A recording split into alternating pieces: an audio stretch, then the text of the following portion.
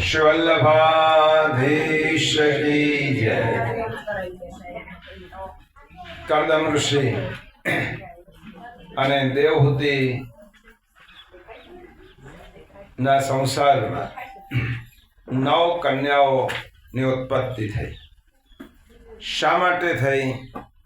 કારણ કે આખી સૃષ્ટિને પ્રજાથી ભરવાની છે। આ સૃષ્ટિના સર્જન પછી આખી પ્રજા કેવી રીતે નિર્માણ થઈ, એટલા માટે 9 કન્યાઓ થી એમના સંસારથી આખા સંસારને ભરવાનું છે। એટલા માટે 9 કન્યાઓ થઈ અને 9 કન્યાઓ થયા પછી કર્દમ ઋષિ પુનઃ વૈરાગ્ય થયો છે। ઋષિ જીવન અને સામાન્ય જીવનમાં આટલો જ ફેર છે કે ઋષિને એમ લાગે છે કે ભોગો ભોગવાતા નથી, આપણે જ ભોગવીએ છીએ। ભોગાન ભુક્તા વયમેવ ભુક્તા, તપોન તપ્તઃ વયમેવ તપ્તઃ, કાલોન યાતો વયમેવ યાતા, તૃષ્ણાન જીર્ણા વયમેવ જીર્ણા। કોઈ દિવસ ભોગો પૂરા ભોગવાતા જ નથી। અને યયાતિ 9મા સ્કંદમાં આપ સૌએ તે કથા સાંભળી હશે, સંદર્ભની છે। યયાતિએ જેના વંશમાં યદુવંશમાં યયાતિની કથા આવે છે 9મા સ્કંદમાં। તેમને પોતાનું જીવન ભોગોથી ભોગવ્યા પછી સંતોષ ન થયો ત્યારે પોતાના પુત્રોની પાસે યુવાની માંગી। જો આ ભાગવતના એક એક શબ્દ કે શ્લોક સમજવા યુવાની માગી, યયાતિએ યુવાની માગી કારણ કે યયાતિને તે વખતે યુવાની મળી શકતી હતી, આપણે મળતી નથી ને માગતા નથી કારણ કે મળવાની નથી, એટલા માટે। નહીં તો આજે ઘણા બધા યયાતિઓ ઉભા થઈ। એ વરદાન હતું। એમાંથી એક પુત્રએ યુવાની આપી। ભોગ ભોગવ્યા પછી યુવાન પુત્રના યુવાનીને લઈને પણ ભોગોમાં રમમાણ થયેલા વાળા યયાતિએ છેલ્લે લખ્યું, ન જાતુ કામક કામાનામ ઉપભોગેન શામ્યતિ, હવિષા કૃષ્ણ વર્તમેવ ભૂય એવાભિવર્ધતે। ક્યારે પણ ભોગો ભોગવવાથી શાંત થતા નથી। જેવી રીતે અગ્નિમાં તમે સમિધિ નાખો તો અગ્નિ પ્રજ્વલિત જ થાય છે। ક્યારેક એટલા માટે કર્દમ ઋષિ વિચાર કરે છે કે વૈરાગ્ય લેવો હશે તો આ ભોગોને છોડવા પડશે। કારણ કે માણસ પોતે જ ભોગવાય છે અને વિલાસી જીવનની ઘૃણા આવી છે। શૃંગારનો ત્યાગ કર્યો છે, વલ્કલ વસ્ત્રો ધારણ કર્યા છે, આ ઋષિ છે। અને એટલા માટે ભોગો આપણને ભોગવે તે પહેલા ભોગોને છોડતા આવડવું જોઈએ। આ કર્દમ ઋષિનું ચરિત્ર શું શીખવાડે છે? તમને પ્રવેશતા આવડે છે પણ પાછું નીકળતા આવડવું જોઈએ। આપણે અને ઋષિ જીવનમાં આટલો જ ફેર છે કે ભોગ નગરીમાં પ્રવેશ કર્યા પછી સંતો, મહાપુરુષો, ઋષિઓ નીકળી શકે છે, આપણે નીકળી શકતા નથી। અને ભોગમાં જ આપણું જીવન પૂરું થાય છે। કર્દમ ઋષિએ વિચાર્યું કે મારે ભગવદ પ્રાપ્તિ કરવી હશે તો તે માટે ભોગ છોડવા પડશે અને સંન્યાસ લેવાનો વિચાર કરે છે। પણ દેવહૂતિ જીએ કહ્યું, 9 કન્યાઓનું કહ્યું, કર્દમ ઋષિ વિચાર કરે છે ભગવદ પ્રાપ્તિ કરવી છે, પ્રભુને પધરાવવા છે, પ્રભુને પુત્ર તરીકે પધરાવવા છે અને પ્રભુને હૃદયમાં પધરાવવા છે। હૃદયમાં પ્રભુને પધરાવવા હોય તો ભોગયુક્ત હૃદયમાં પ્રભુ પધારતા નથી, વિષયાસક્ત હૃદયમાં પ્રભુ પધારતા નથી। અને એટલા માટે શ્રી મહાપ્રભુજી કહે છે કે આપણે આપણા હૃદયને નમામિ હૃદય શેષે લીલા ક્ષીરાબ્દિશાયિનમ, હૃદયના સિંહાસન પર ઠાકોરજીને પધરાવવા હોય તો હૃદયની ભૂમિને શુદ્ધ કરવી પડે। અને એટલા માટે કર્દમ ઋષિ એ વિચાર કર્યો કે પ્રભુ જ મારે ત્યાં પુત્ર તરીકે પ્રગટ થવાના હોય તો ઠાકોરજી ક્યારે પણ આ ભોગ જીવનમાં કે વિલાસ જીવનમાં પ્રગટ નહીં થાય, એટલા માટે તપશ્ચર્યાનો પ્રારંભ કર્યો છે. બંને પતિ પત્ની કઠોર તપશ્ચર્યા કરી છે અને હવે વિચાર કરે છે, ભગવત દર્શનની આતુરતા છે. પ્રભુ આપે તો એટલા માટે તમે ગ્રહસ્થાશ્રમ સ્વીકાર, આપ મારા ગ્રહસ્થાશ્રમમાં પ્રગટ થવાના છો એટલા માટે. અને હવે કપિલ ભગવાનના અવતારની કથા તૃતીય સ્કંદમાં આવે છે. કપિલ ભગવાનના અવતારની કથા કહેતા પૂર્વ તેમનું મહાત્મ્ય થોડું સમજી લઈએ. આપણે ત્યાં ષટ દર્શન છે, જેને 6 ફિલોસોફી ઓફ ઇન્ડિયા.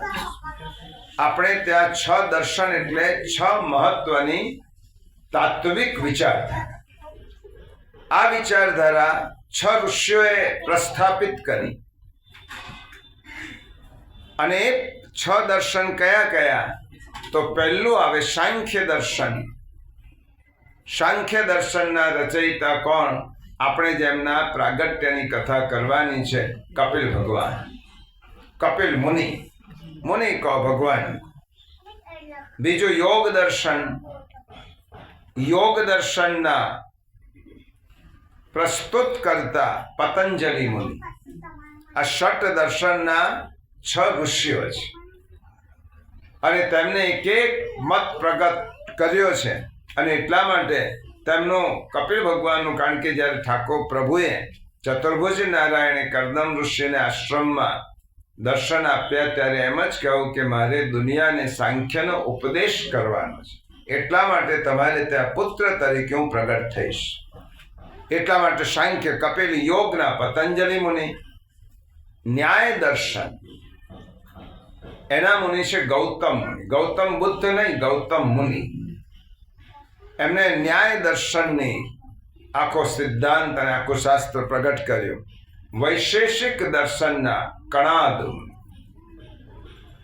જો આજની ભાષામાં કહેવું હોય તો વૈશેષિક દર્શન એ આજનું ફિઝિક્સ, પદાર્થ વિજ્ઞાન.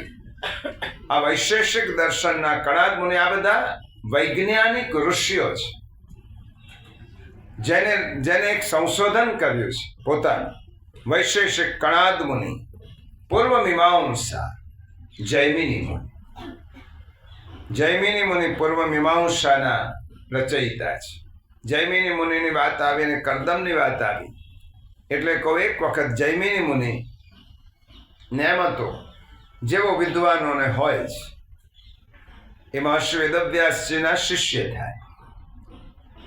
એમને પોતાની પૂર્વ મીમાંસા વેદવ્યાસજીએ જ્યારે ગુરુ હોય ને, ગુરુ હંમેશા કોઈ ગ્રંથ લખે ત્યારે પોતાના શ્રેષ્ઠ શિષ્ય બતાવે કે આ ગ્રંથ એકવાર ઉથલાવી જોજો, કશું ક્ષતિ હોય તો સુધારી દે.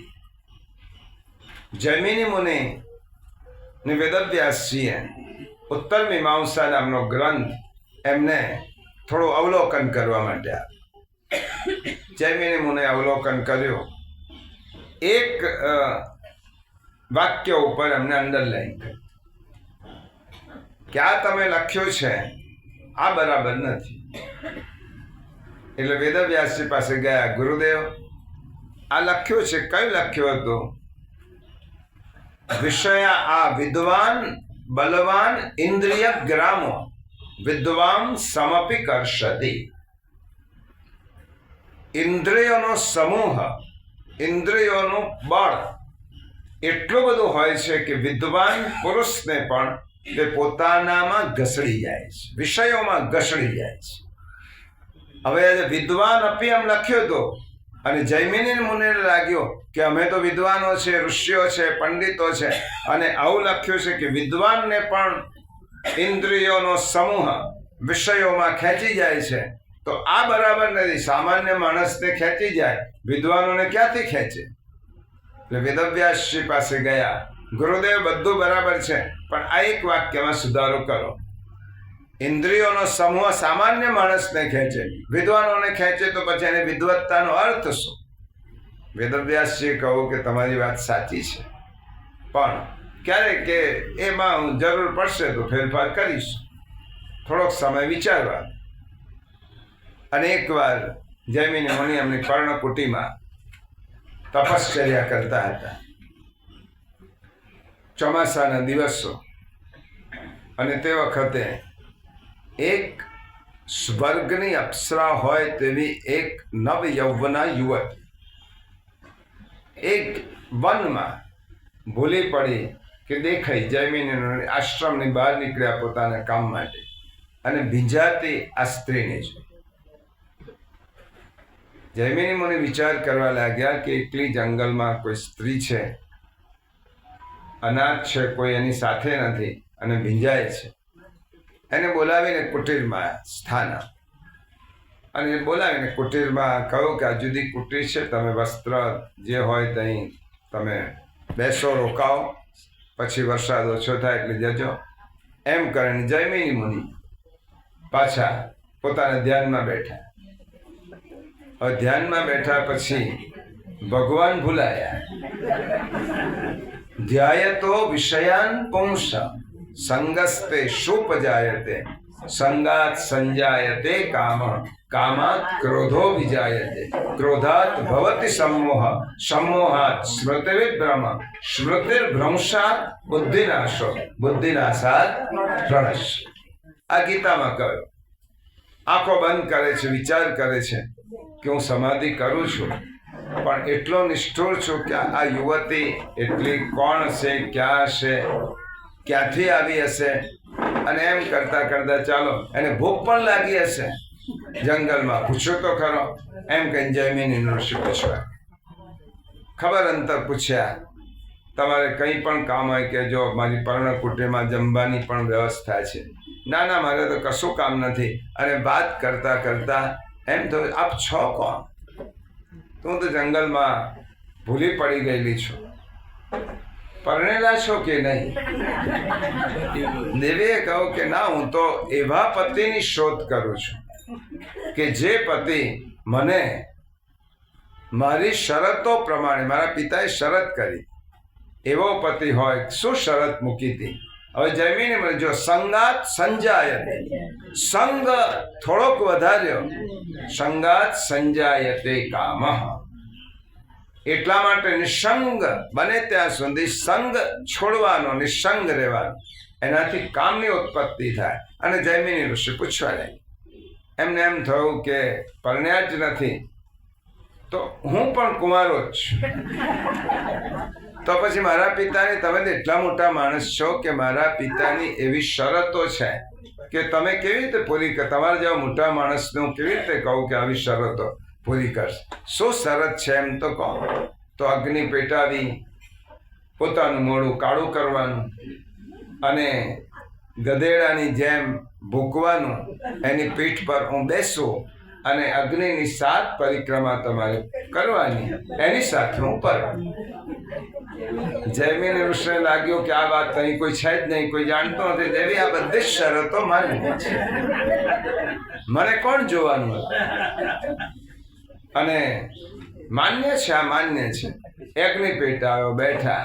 અને જ્યારે 7 પ્રદક્ષિણા પૂરી થઈ અને જૈમિની ઋષિ ઉઠવા લાગ્યા તો યુવતી નહોતી, સાક્ષાત વેદવ્યાસ હતી. બોલો, હવે પેલી પંક્તિ કાઢી નાખો. તમે કહો વિદ્વાન સમ બલવાન ઇન્દ્રિય ગ્રામો વિદ્વાન સમપી કરશે. ઇન્દ્રિયોનો સમૂહ એટલો બધો બળવત્તર છે કે વિદ્વાનો પણ તેનાથી ખેંચાઈ જાય છે. હવે તમે કહેતા હોય તો પંક્તિ પેલો લીટી કાઢો, ના બરાબર છે. જૈમિની ઋષિ આ પૂર્વ મીમાંસા કરતા, એ જૈમિની ઋષિ અને ઉત્તર મીમાંસા એટલે વેદાંત, વેદાંતના કરતા મહર્ષિ વેદવ્યાસ. અને શ્રીમદ ભાગવત એટલે આપણા શાસ્ત્રોમાં, ભારતીય શાસ્ત્રોમાં અને ષટ દર્શન કહેવાય, જેને નરસિંહ મહેતા ખટ દર્શન કહે છે, અપભ્રંશ કરીને. ષટ દર્શન એટલે 6 ફિલોસોફી. આ 6 દર્શન છે અને ભારતના 6 સંશોધનો છે. હવે આ કપિલ મુનિ એ સાંખ્યના કરતા છે. બીજું કપિલ મુનિનું મહાત્મ્ય સુબોધિનીજીના માં 24 અવતારો ની જે કથા કહી છે તેમાં શ્રી મહાપ્રભુજીએ તે અવતારોનું વિશ્લેષણ કર્યું છે. કયા અવતારો પ્રભુના કયા અંગના અવતાર છે અને કયા અવતારોનું ધ્યાન કરવાથી આપણને શું પ્રાપ્ત થાય છે. એટલા માટે મહાપ્રભુજીએ તેનું કહ્યું કે વરાહ અવતાર પહેલો થયો એ પ્રાદેશ માત્ર છે. વિરાટ પુરુષના એક વસ્તુ શ્રીમદ ભગવદ્ ગીતાનો સિદ્ધાંત છે, મત્તઃ પરતરમ નાન્યત કિંચિદ અસ્તિ ધનંજય. આ દુનિયામાં મારા સિવાય બીજું કોઈ તત્વ નથી, હું જ છું. ભગવાન જ છે, એ દેવો રૂપે હોય, મનુષ્ય રૂપે હોય, કોઈ પણ રૂપે. તો 24 અવતારો પ્રાદેશ માત્ર. પ્રાદેશ માત્ર એટલે અંગૂઠો અને પ્રથમ આગળી આંગળી ના ટેરવા સુધીનું આટલું માપ, અને આને અંગુષ્ઠ માપ કહેવાય. એટલે આપણે જુઓ, સ્વરૂપનું દશાંગુલ સ્વરૂપનું ધ્યાન કરવું છે, મહાપ્રભુજીની આજ્ઞા છે. ધ્યાન કરવું હોય તો દશાંગુલ સ્વરૂપ, એકદમ નાનું પણ નહીં, એકદમ મોટું નહીં, દશાંગુલ સ્વરૂપનું ધ્યાન કરવું. ધ્યાનનું સ્વરૂપ અત્યંત સૂક્ષ્મ હશે તો તમે તેનામાં ધ્યાન નહીં કરી શકો. વિરાટ હશે તો પણ તેનામાં તમારી દ્રષ્ટિ નહીં પહોંચે. તો એટલા માટે પ્રાદેશ માત્ર, આપણે જે ઘેરે ચિત્રજી પધરાવીએ છીએ એ પ્રાદેશ માત્ર છે. એ ચિત્રજી, એ માપના ચિત્રજી કે સ્વરૂપનું ધ્યાન કરવું. વરાહ અવતાર પ્રાદેશ માત્ર છે. આ 24 અવતારની જ્યારે કપિલ ભગવાનની, અને આપણા મનમાં પ્રશ્ન થાય, કપિલ ભગવાનના પ્રાગટ્યનો ઉત્સવ નંદ મહોત્સવ તરીકે એટલા માટે કે કપિલ ભગવાન સ્વયં ઠાકોરજીના શ્રી અંગના એક અંગનો અવતાર છે. 24 અવતાર અંગાંગી ભૂત છે. યજ્ઞાવતાર પુરુષમ, ધ્યાનનું સ્વરૂપ પુરુષાકાર લેવું. પછી બહેનો પણ ધ્યાન કરે તો પણ, અને ભાઈઓ પણ કરે તો પણ ધ્યાનનું સ્વરૂપ પુરુષાકાર જોઈએ. મહાપ્રભુજીએ આજ્ઞા આપી, ગુરુની વ્યાખ્યા આપી, કૃષ્ણ સેવા પરમ વિક્ષ્ય દંભાદિ રહિતમ નરમ. ન નારી, નરમ, દંભાદિ રહિતમ નરમ. એટલા માટે આપણે ત્યાં સંપ્રદાયમાં પણ એક નિયમ છે કે ગુરુ તરીકે પુરુષ હોય એ જ મહાપ્રભુજીની આજ્ઞા. લંબાદી રહિતમ નરમ. શા માટે કે એનો વિચાર શ્રી મહાપ્રભુજી કરે છે, પછી એનો જવાબ પણ આપે છે. પણ ધ્યાનનું સ્વરૂપ પુરુષાકાર લેવું. પછી ત્રીજો અવતાર થયો કપિલ ભગવાનનો અવતાર. એની વાત આપણે હમણાં કરીશું. પણ કપિલ ભગવાન વસંતમ, ઠાકોરજી આ સ્વરૂપનું ધ્યાન, વસંતમ શોભાનો અવતાર છે. અને આ સ્વરૂપનું ધ્યાન વિવેક આપે. આ સ્વરૂપનું ધ્યાન સદબુદ્ધિ આપે. જે સ્વરૂપનું ધ્યાન આ મહાપ્રભુજીની 24 અવતારની સુબોધિનીજીમાં આચાર્ય ચરણે કહ્યું છે. કારણ કે ઠાકોરજીથી જુદું કોઈ છે જ નહીં, અને એટલા માટે એક એક અંગનું ધ્યાન વિવેક આપે, સદબુદ્ધિ આપે. ચોથો અવતાર થયો દત્તાવતાર. શ્રીમદ ભાગવતમાં દત્તનો અવતાર એ ચતુર્ભુજમ, 4 હસ્ત. આ દત્તાત્રેયનું ધ્યાન. આપણે ત્યાં અન્યાશ્રય છે જ નહીં. અન્યાશ્રય ક્યારે થાય? બહુ સૂક્ષ્મ સિદ્ધાંત છે. અન્યાશ્રય તમે ઠાકોરજીથી બીજું છે એમ સમજીને એની પાસે જાઓ તો અન્યાશ્રય થાય. અન્યનો આશ્રય. પણ તમે જ્યારે સિદ્ધાંત સમજી લો કે અન્ય છે જ નહીં, એક જ છે, એકમ એવમ અદ્વિતીયમ બ્રહ્મમ, બ્રહ્મ એક અને અદ્વિતીય બ્રહ્મ છે, તો અન્યાશ્રય શેનો? શ્રીમદ ભગવદ્ ગીતાના 7મા અધ્યાયમાં ભગવાને, આ 9મા અધ્યાયમાં ભગવાને આ જ સ્પષ્ટતા કરી છે કે દેવોને તમે સ્વતંત્ર દેવો તરીકે પૂજશો અને એમની પાસે કોઈ કામના કરશો તો અન્યાશ્રય થશે.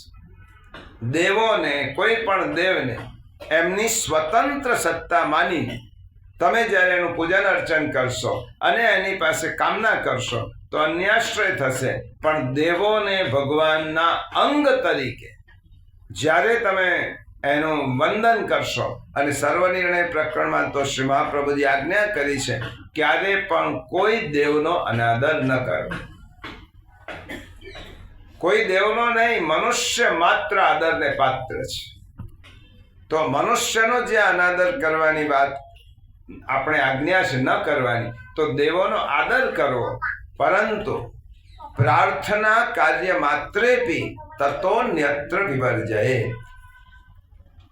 પ્રાર્થના કોઈ દેવની પાસે જઈને ભૌતિક વસ્તુઓ માગવી અને તે માટે તેમનું પૂજન અર્ચન કરવું, તે વિવેક ધૈર્યાશ્રયમાં કહ્યું કે પ્રાર્થના કાર્ય માત્રેપી તતોન્યત્ર વિવર્જયે. કોઈ પણ જગ્યાએ કશું પણ માગવા જવું, માગણી માટે જવું, પ્રાર્થના એટલે ઈચ્છા માટે જવું, વિવર્જયે એ છોડી દેવું જોઈએ. એ અન્યાશ્રય છે. એટલા માટે કહ્યું કે દત્તાવતાર ચતુર્ભુજ અવતાર ધ્યાનથી 4 પુરુષાર્થ મળે.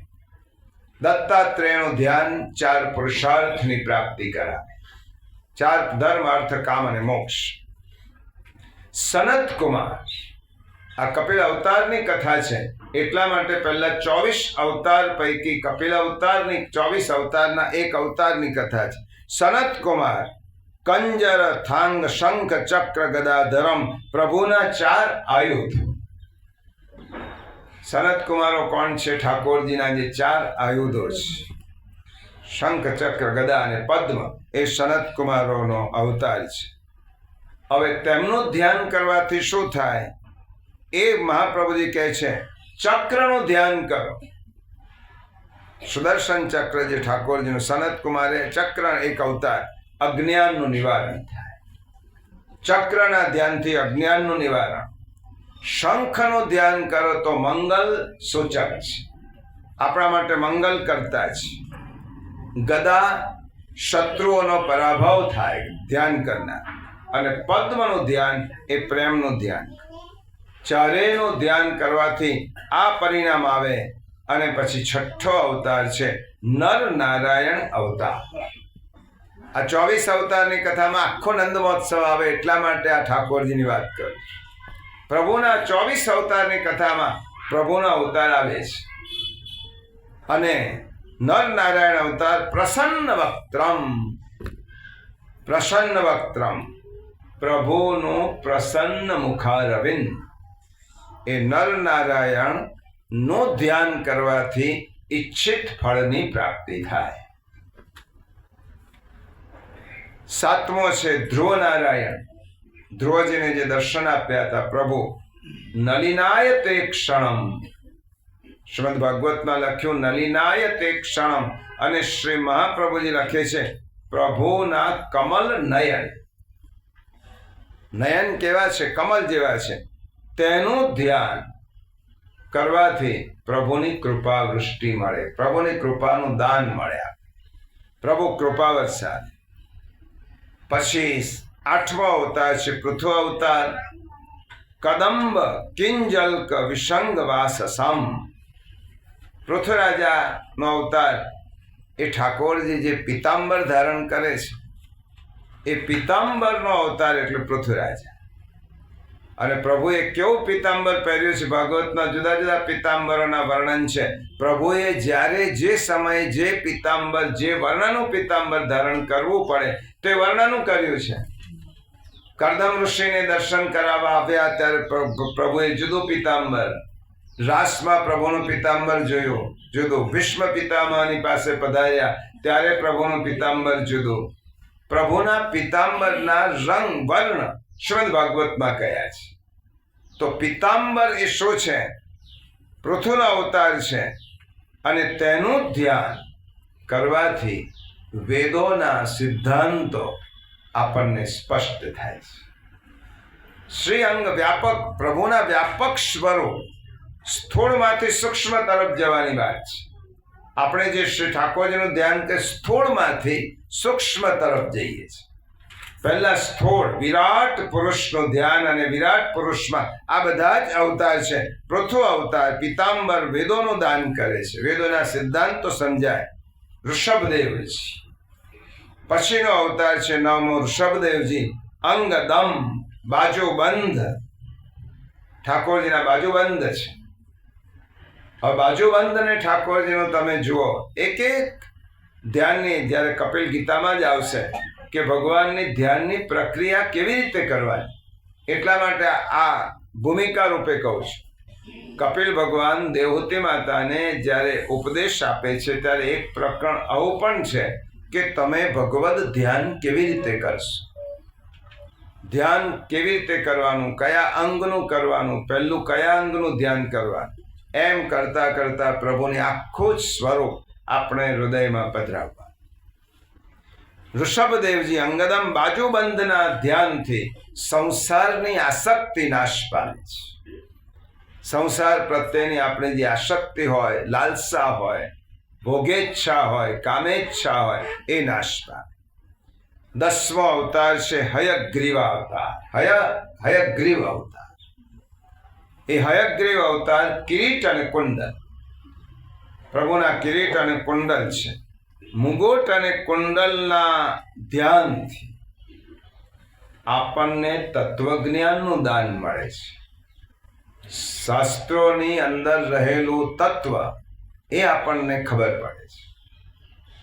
મૂળ શાસ્ત્રોનો બાહ્ય અર્થ ખબર નહીં, એની અંદર જે સાર છે, તત્વ છે, એ ખબર પડે. પછી છે 11મો અવતાર મત્સ્યાવતાર, પાદ પલ્લવમ.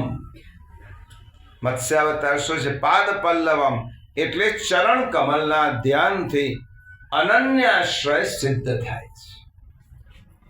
અનન્યાશ્રય સિદ્ધ કરવો હોય, ઠાકોરજીમાં જ સિદ્ધ કરવો હોય તો ચરણ કમલનો આશ્રય લો, ચરણ કમલનું ધ્યાન કરો. મહાપુરુષતે ચરણારવિંદમ, ચરણારવિંદનું ધ્યાન કરો. પછી 12મો છે કુર્માવતાર, શ્રી લક્ષ્મમ, ઠાકોરજીના જે વક્ષસ્થળ પર શ્રીવત્સનું ચિહ્ન છે. શ્રીવત્સનું ચિહ્ન ઠાકોરજીના વક્ષસ્થળ પર કેમ છે? 11મા સ્કંદમાં કથા આવે છે.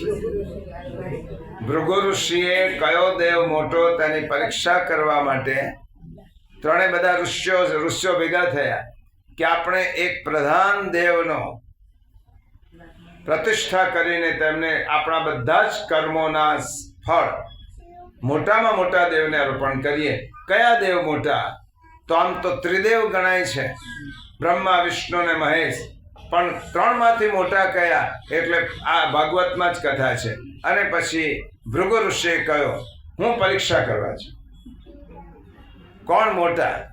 એટલે બ્રહ્મલોકમાં ગયા, બ્રહ્માજીની પરીક્ષા કરી, બ્રહ્માજી ક્રોધિત થયા. વિષ્ણુ રુદ્રલોકમાં ગયા, મહાદેવજીના લોકમાં, એમને કંઈ ન કહેવાનું કહ્યું, મહાદેવજી પણ ગુસ્સે થયા. અને આ બાજુ વિષ્ણુલોકમાં આવ્યા, પ્રભુ પડેલા હતા, લક્ષ્મીજી તેમના ચરણની સેવા કરતા હતા. અને ભૃગુ ઋષિએ જઈ અને સીધી લાત ભગવાનની છાતીમાં મારી. છાતીમાં લાત મારી એટલે ભગવાન તો ઊભા થયા, હાથ જોડ્યા. હે ઋષિવર, તમારા ચરણ કમલ કેટલા બધા કોમળ છે અને મારી છાતી કઠોર છે, તમારા ચરણને તો કોઈ ઈજા નથી થઈ ને?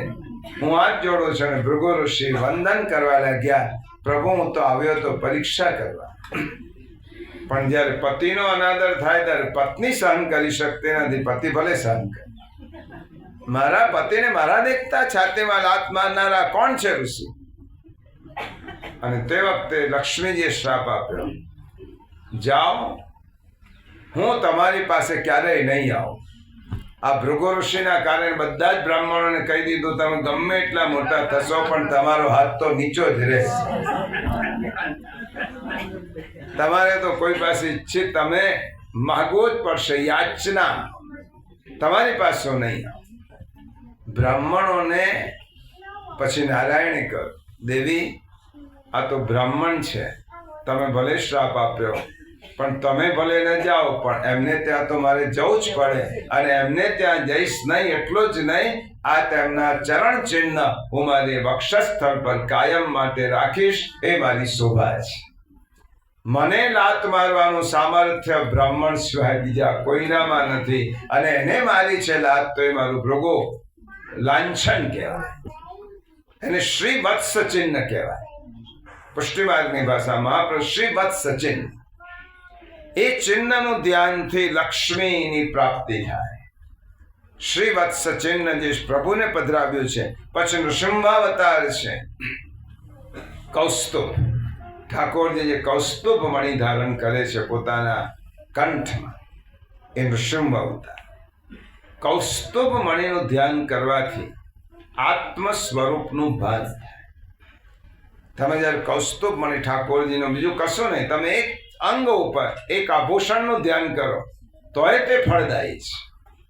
તમારું ધ્યાન કૌસ્તુભ મણિ પર થયું, ઠાકોરજીના એક શૃંગારનું ધ્યાન કર્યો તો શ્રી મહાપ્રભુજી લખે છે આત્મ સ્વરૂપનું ભાન થશે. તમારે સ્વ સ્વરૂપની સ્મૃતિ થશે. તમે કોણ છો તે ખબર પડશે. 14મું છે શ્રી હરિ અવતાર. હરિ અવતાર વનમાલયાચિતમ. વનમાળા જે ઠાકોરજી ધારણ કરી છે એ હરિનો અવતાર છે, અને વનમાળા પ્રભુજી ધારણ કરી છે એનું તમે ધ્યાન કરો તો શું થાય? કીર્તિ મળે, સત્કીર્તિ મળે. અપકીર્તિથી બચાય, સત્કીર્તિની પ્રાપ્તિ થાય. પછી કહ્યું વામન અવતાર. વામન અવતાર શેનો અવતાર છે? ઠાકોરજીની મેખલા. પ્રભુ જે મેખલા ધારણ કરે એ અવતાર છે. અને કટી મેખલાના ધ્યાનથી માયા ઉપર વિજય. કાલે આપણે જે જોયું તો તે માયા ઉપર વિજય પ્રાપ્ત થાય. તમે સમજી શકો સાચો છો ને ખોટો છો. તમારે અધિષ્ઠાનને સમજાય, એને ભ્રાંતિ ન થાય, એટલે માયા પર વિજય મળે. 16મો છે નારદાદી અવતાર. અંગુલિય કૈહી. પ્રભુની મુદ્રિકાઓ, પ્રભુએ ધારણ કરેલી મુદ્રિકાઓ પોતાના શ્રીહસ્તમાં, અને તેના ધ્યાનથી સ્વયં પ્રભુ ભક્તાધીન બને. પ્રભુની અંગુલિકાઓના ધ્યાનથી, મુદ્રિકાઓના ધ્યાનથી ભક્તાધીન બને પ્રભુ. પછી મનુ અવતાર, હમણાં જે એમની વાત કરી તે નુપુર કંકણાદિ. મનુ અવતાર નુપુર કંકણાદિ છે. નુપુર અને કંકણ, આ બંનેના ધ્યાનથી આપણને ધર્મનું જ્ઞાન મળે. સાચો ધર્મ શું તેનું જ્ઞાન મળે. અને 18મો છે ધન્વંતરી અને મોહિની અવતાર, જે 8મ સ્કંદમાં આવે છે. સ્નિગ્ધામલ, કોમળ કેશ. ઠાકોરજીના કોમળ કેશના ધ્યાનથી સ્નેહ થાય પ્રભુમાં, પ્રભુ સ્વરૂપમાં સ્નેહ થાય. અને પરશુરામ એ 19મો અવતાર. નીલકુંતલૈહી. નીલકુંતલય, વાંકા વાળ. ઠાકોરજીના જે વાંકડિયા વાળ છે એના ધ્યાનથી આપણે દુષ્ટ વૃત્તિઓ શમી જાય, દુષ્ટ વૃત્તિઓનો નાશ થાય. આપણા મનમાં વેરભાવ હોય, દુષ્ટ ભાવ હોય, કોઈનું બગાડવાની ભાવના હોય, એનો નાશ થાય. પછી રામાવતાર. હાસ્ય પેશલમ.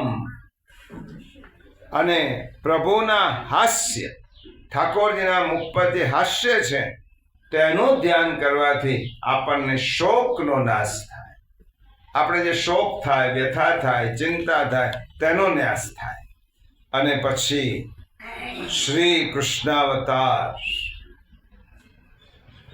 મહર્ષિ વેદવ્યાસજી અવતારોમાં ભાગવતમાં કહ્યું એતે ચાંશ કલા યુક્તા કૃષ્ણસ્તો ભગવાન સ્વયં.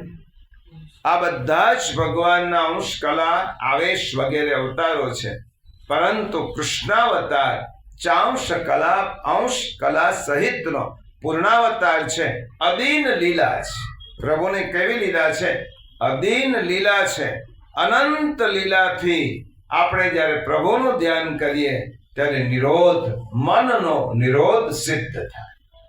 એટલા માટે 10મા સ્કંદનું નામ શું આપ્યો? નિરોધ લીલા. નિરોધ એટલે મન, આપણી ઇન્દ્રિયો અને મનને સરળતાથી આપણે પોતે તેને પ્રભુના રૂપમાં કેન્દ્રિત કરી શકીએ. સરળતાથી મન અને ઇન્દ્રિયોને પ્રભુમાં વાળવા બહુ કઠણ છે. ધ્યાનથી, તપથી, કોઈના પણથી ન થાય. એટલા માટે પ્રભુના લીલાનું ગુણાનુવાદ સાંભળતા સાંભળતા આપણા ચિત્ત, મન અને ઇન્દ્રિયોને પ્રભુમાં આપણે નિરોધ કરી શકાય. ઠાકોરજીના ધ્યાનથી, અનંત લીલાથી મનો નિરોધ થાય છે. 22મો છે બલભદ્રાવતાર ભૂરી અનુગ્રહમ. ભગવદ લીલાની સ્ફૂર્તિ થાય છે. ભગવદ લીલાઓનું સ્મરણ થાય, સુધી થાય. બલભદ્રના અવતાર, બલભદ્ર અવતાર છે એ ભૂરી અનુગ્રહ.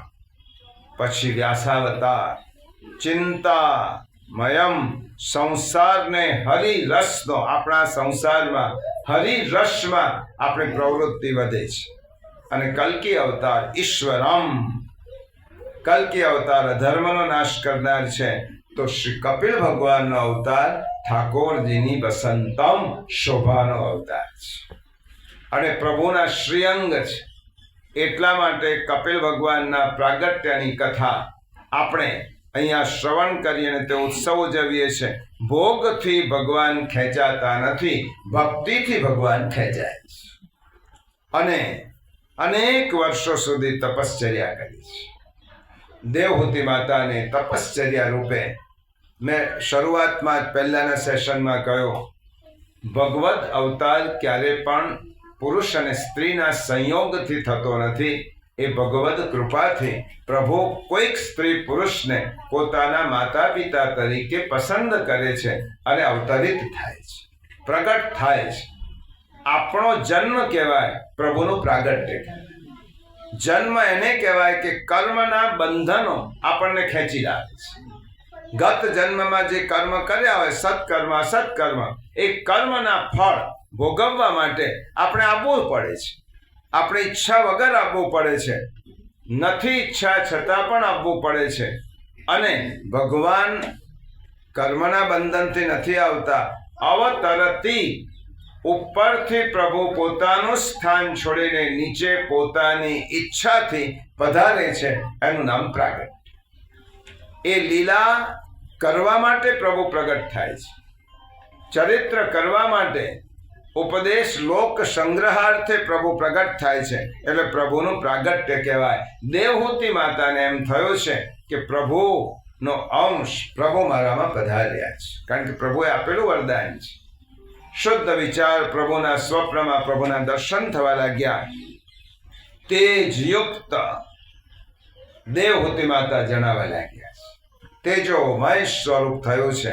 જ્યારે ભગવદ અવતાર નું સાનિધ્ય મળે, તેજોમય સ્વરૂપ થયું છે. અને દેવહૂતિના ગર્ભમાં બિરાજેલા પરમાત્માની દેવો અને ગંધર્વો સ્તુતિ કરે છે. જેવી રીતે ગર્ભસ્થ સ્તુતિ 10મા સ્કંદમાં છે, જન્મ પ્રકરણના. સત્યમ રતમ સત્ય પરમ ત્રિસત્યમ વગેરે સુંદર સ્તુતિ દેવોએ ઠાકોરજીના કારાવાસમાં દેવકીજીના ગર્ભસ્થ શિશુની કરે છે. એવી રીતે કપિલ ભગવાનની સ્તુતિ કરે છે. પરમાત્માના પ્રાગટ્યનો સમય થયો છે. કપિલ ભગવાનના પ્રગટ થવાનો સમય થયો.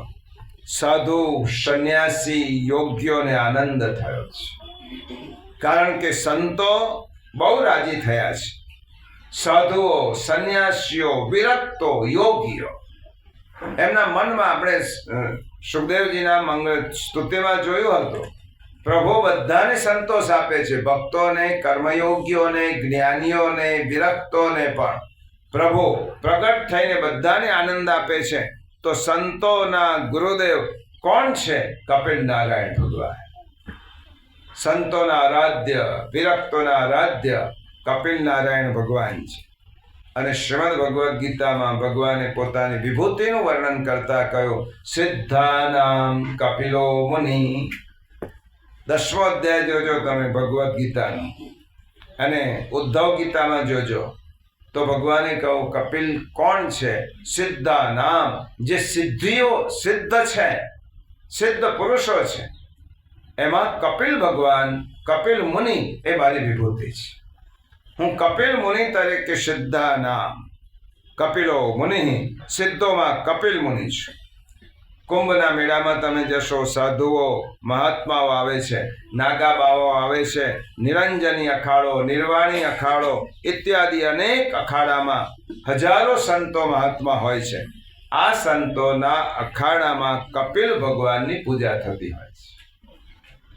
આ સંતો કપિલ ભગવાનને આરાધ્ય માને છે, વિરક્ત છે અને કપિલ ભગવાનને પોતાના સદગુરુ માને છે.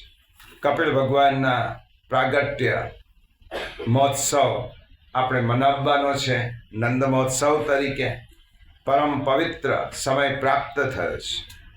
પેલા કીર્તનો તૈયાર રાખજો. નંદ મહોત્સવ પરમ પવિત્ર સમય આવ્યો છે.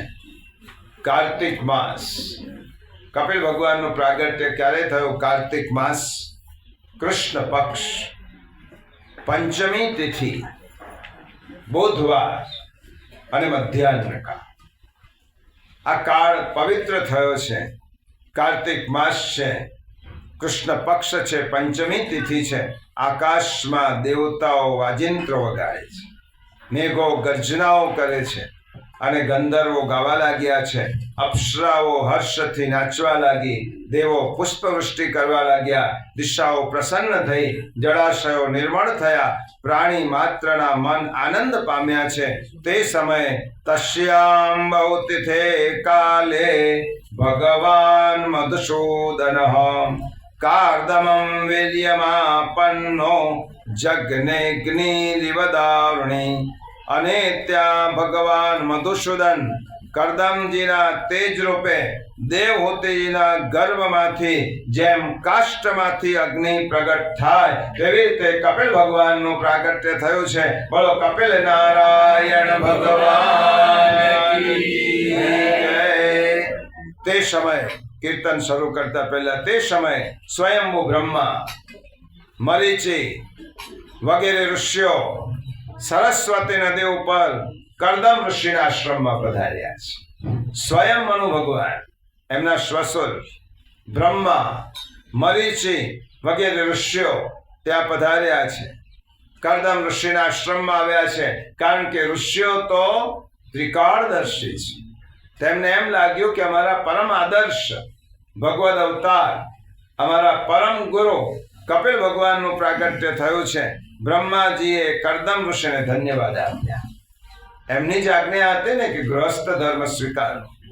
તમારો ગૃહસ્થ ધર્મ આજે સફળ થયો. તમારે ત્યાં ભગવદ અવતાર પ્રગટ થયો અને સ્વયં પરમાત્મા પોતાના અંશ રૂપે તમારે ત્યાં પ્રગટ થયા છે. પરબ્રહ્મ પરમાત્મા ભગવાન પોતે અંશ રૂપે સત્વ ગુણનો આશ્રય લઈ સાંખ્ય શાસ્ત્રનો ઉપદેશ કરવા માટે પ્રગટ થયા છે. ભગવંતમ પરમ બ્રહ્મ સત્વે નંશેન શત્રુહન તત્વ સંખ્યાન વિજ્ઞપ્ત્યૈ જાતમ વિજ્ઞાનજમ સ્વરાટ. બ્રહ્માજી કહે છે કે આ બાળકના ચરણમાં કમલનું ચિહ્ન છે.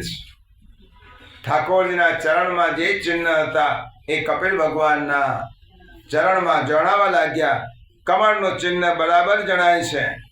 આદિનારાયણ પરમાત્મા છે. આજે તમે જગત પિતાના પણ પિતા થયા છો. હે કરદમ, તમે જગતના પિતાના પિતા થયા છો.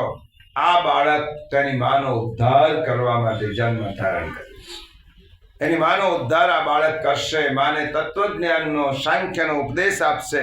હે પુત્ર, બ્રહ્માજી કરદમને કહે છે, હે પુત્ર, તે મારી નિષ્કપટ ભાવથી પૂજા કરી છે. તમે મારા વચનને આદરપૂર્વક સ્વીકાર્યું છે. 10,000 વર્ષની તપશ્ચર્યા કર્યા પછી તમે ગૃહસ્થ ધર્મ સ્વીકાર્યો. તમે તે સ્વીકાર્યો છે. હવે તમને સંન્યાસ લેવો હોય તો તમારા પુત્રને જવાબદારી સોંપીને લઈ શકશો. કરદમ ઋષિ બોલ્યા, પિતાજી, પુત્ર જન્મનો આનંદ છે. એટલો આનંદ છે કે પરમાત્મા સ્વયં પુત્ર રૂપે પ્રગટ થયા છે. આનાથી રૂડું શું હોય મારા ગ્રસ્ત ધર્મમાં? પણ સાથે સાથે આ 9 કન્યાઓની ચિંતા પૂરી થાય. બાળકનો આનંદ છે ભગવદ અવતાર, આ 9 કન્યાઓ છે, એમની ચિંતા છે કે આ કન્યાઓને કોને આપીશ, અને કન્યાઓને તેમના ઘેરે વિદાય કર્યા વગર તો હું વનમાં કેવી રીતે જઈશ? મારું કર્તવ્ય છે. બ્રહ્માજીએ કહ્યું, તારે ત્યાં સાક્ષાત પરમાત્મા પ્રગટ થયા છે, પછી ચિંતા ન કરવાની હોય. ચિંતા કાપી ન કાર્યા નિવેદિતાત્મભી કદાપિતિ ભગવાન અપિપુષ્ટિસ્તો ન કરિષ્યતિ લૌકિકિંચ ગતિ.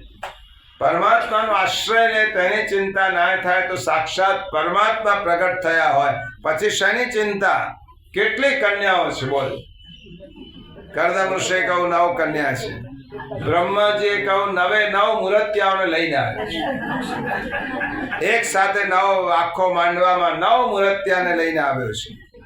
આ 9 તારા જમાઈઓ થવાના છે. વગર આમંત્રણે ઘેર આવ્યા છે. માગું મોકલવું પડ્યું નથી. વગર આમંત્રણે ઘેર પધાર્યા છે.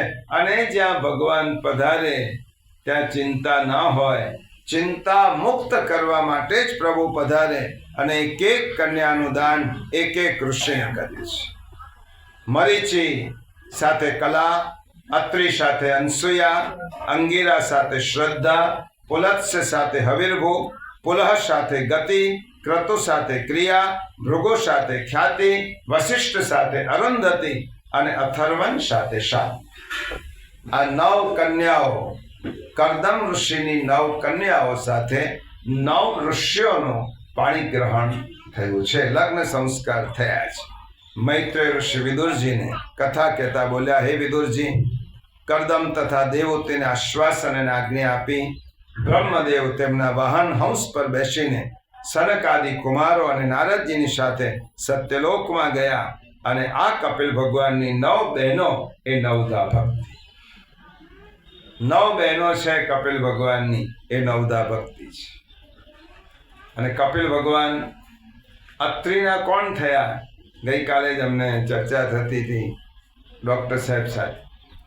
અત્રિના થયા દત્તાત્રેય. હવે દત્તાત્રેય ભગવાનના કપિલ ભગવાન શું થાય? મામા. કારણ કે અત્રિના પુત્ર એ દત્તાત્રેય અને અનસુયા એ કરદમ ઋષિની પુત્રી. કપિલ ભગવાન કરદમ ઋષિના પુત્ર અને અનસુયાના પુત્ર એ દત્તાત્રેય. આવી રીતે બધા જ ઋષિઓનું એક એક ચરિત્ર છે. આ તો એક સેમ્પલ કહ્યું. આવી રીતે આ કપિલ ભગવાનની 9 બહેનો, 9 ભક્તિ છે. કન્યાઓના લગ્ન કરીને પતિ ઘેર સિધાવી કન્યાઓની વિદાય કરી કરદમ ઋષિ હવે હળવા થયા. અને ધીમે ધીમે કપિલ ભગવાન હવે મોટા થયા છે. એકવાર કરદમ ઋષિ વિચાર કરે છે, દીકરો મોટો થયો છે, માને સાચવશે, માનો ઉદ્ધાર કરશે, હવે મારે ઘરમાં રહેવાની શું જરૂર છે? ગૃહમ સર્વાત્મના ત્યાગ છે. હવે મારે ઘરમાં રહેવાની શું જરૂર છે? જવાબદારીથી મુક્ત થયો છો. અને સ્ત્રીનું રક્ષણ મનુ ભગવાન, આજે મનુની વાત કરી, મનુ મહારાજ એમને જ મનુસ્મૃતિ રચી છે. જે મનુસ્મૃતિ આપણો પ્રમાણભૂત ગ્રંથ ગણાય, એ ગ્રંથમાં લખ્યું છે સ્ત્રીનું રક્ષણ બાલ્યાવસ્થામાં પિતા કરે, યુવાવસ્થામાં પતિ કરે, વૃદ્ધાવસ્થામાં પુત્ર કરે. આ પુરુષની જવાબદારી છે. બાલ્યા સ્ત્રીને ક્યારે પણ છત્ર વિનાની રહેવી ન જોઈએ. એના પર પુરુષની ભૂમિકા એ કોઈ છત્ર હોવું જોઈએ. બાલ્યાવસ્થા છે તો પિતાનું છે, યુવાવસ્થા છે તો પતિનું છે, અને વૃદ્ધાવસ્થા છે તો પુત્રનો સહારો. આ સ્ત્રી માટે ખૂબ મોટી વાત છે. ન સ્ત્રી સ્વાતંત્ર્ય મહતી. એકાંતમાં બેઠેલા કપિલ ભગવાન પાસે કરદમ ઋષિ ગયા છે, પુત્રની પાસે. કપિલ ભગવાને કહ્યું, પિતાજી, તમે શા માટે આવ્યા છો હું સમજી ગયો. તમે હવે વનમાં જઈ અને ભગવત પ્રાપ્તિ માટે પ્રયત્ન, તમારા આત્માના કલ્યાણ માટે પ્રયત્ન કરો છો. બહુ સુંદર વાત છે, સારી વાત છે. બહોત ગઈ થોડી રહી. પિતાજી, હું તમને શું ઉપદેશ આપું? તમે તો જ્ઞાનને ગ્રહણ કર્યું છે. એટલું જ કહું, શૈશવે વ્યસ્ત વિદ્યા. યોગ્ય પુરુષે શૈશવાવસ્થા બાલ્યાવસ્થામાં વિદ્યાની ઉપાસના કરે.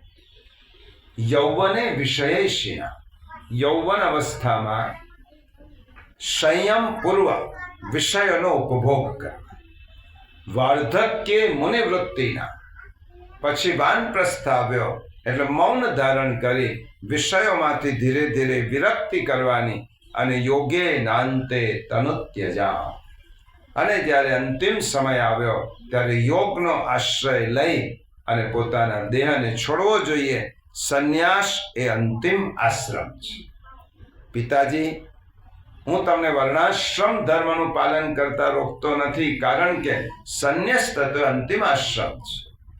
અને શ્રી મહાપ્રભુજી જેવાએ નિદર્શન કરીને આપણને બતાવ્યું છે કે મહાપ્રભુજીએ પણ પોતાના અંતિમ સમયે પૂર્ણાનંદ નામ રાખી અને સંન્યાસ ધારણ કર્યું. પણ સંન્યાસી થવા માટે પત્નીની પરવાનગી જરૂરી છે. શ્રી મહાપ્રભુજી વલ્લભાચાર્યજી પોતાની પત્નીને પૂછવા ગયા કે મારે સંન્યાસ ધારણ કરવો છે, જાઓ. ના પાડી, ન જવાય. પણ પછી હવે એમની આજ્ઞા વગર તો જવાય નહીં સંન્યાસ લેવા માટે. પોતે અગ્નિ સ્વરૂપ હતા. એટલે એકવાર ઝૂંપડીમાં અગ્નિ પ્રગટ થયો અને દેવીએ કહ્યું, બહાર નીકળો, બહાર નીકળો. શામાં અંદર છો? અને મહાપ્રભુજી બહાર નીકળ્યા. તમે આજ્ઞા આપી દીધી કે ઘરની બહાર નીકળો, હવે હું જાઉં છું.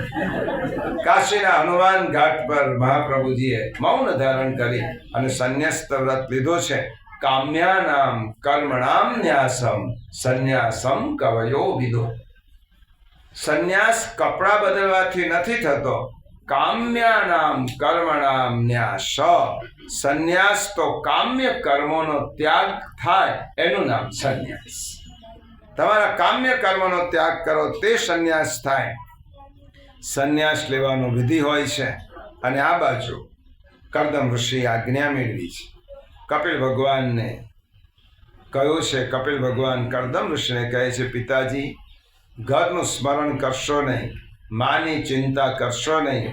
માને ઉપદેશ આપી અને તેનો ઉદ્ધાર કરવાની હું જવાબદારી લઉં છું. માનો ઉદ્ધાર હું કરીશ. માને નિમિત્ત બનાવી અને જગતને મારે સાંખ્યનો ઉપદેશ કરવો છે. અને કર્દમ ઋષિએ વિધિપૂર્વક સંન્યાસ ધારણ કર્યો છે.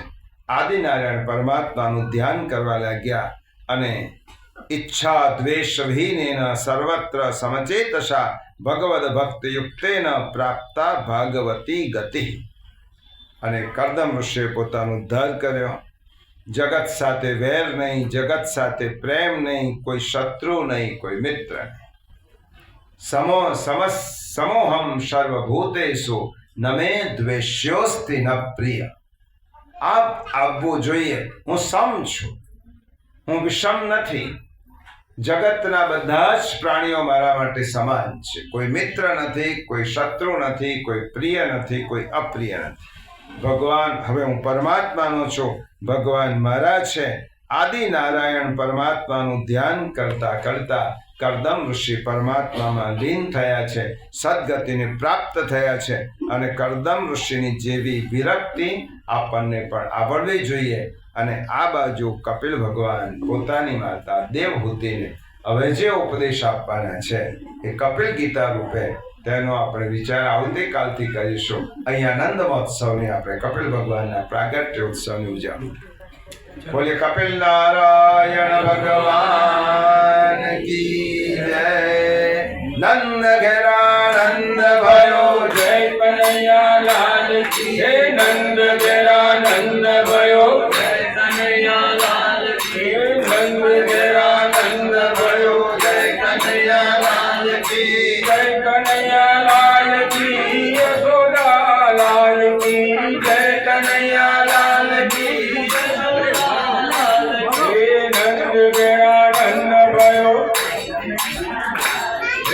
નંદ ઘેરા નંદ ભયો, જય કનૈયા લાલ કી. બ્રજ મે આનંદ ભયો, નંદ ઘેરા નંદ ભયો, નંદ ઘેરા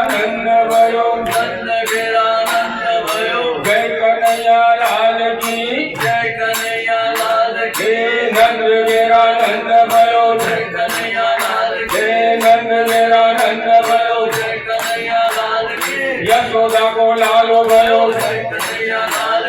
यशोदा को लालो भयो, राधा जी को स्वामी भयो, हे नंद गेरा नंद भयो, नंद गेरा नंद भयो, जय कन्हैया लाल की, नंद गेरा नंद भयो, हाथी घोड़ा पाल की, हे हाथी घोड़ा पाल की, हे नंद गेरा नंद भयो, घर घर आनंद भयो, ब्रज में आनंद भयो, नंद गेरा नंद भयो, हे नंद गेरा नंद भयो, हे नंद गेरा नंद भयो, हे नंद गेरा नंद भयो, हे नंद गेरा नंद भयो, हाथी घोड़ा पाल की, जय कन्हैया लाल की, हे हाथी घोड़ा पाल की, जय कन्हैया लाल की, नंद गेरा नंद भयो, नंद गेरा नंद भयो, हे नंद गेरा नंद भयो, यशोदा को लालो भयो, घर घर आनंद भयो, ब्रज में आनंद भयो, गोकुल में आनंद भयो, हे नंद गेरा नंद भयो, हे नंद गेरा नंद भयो।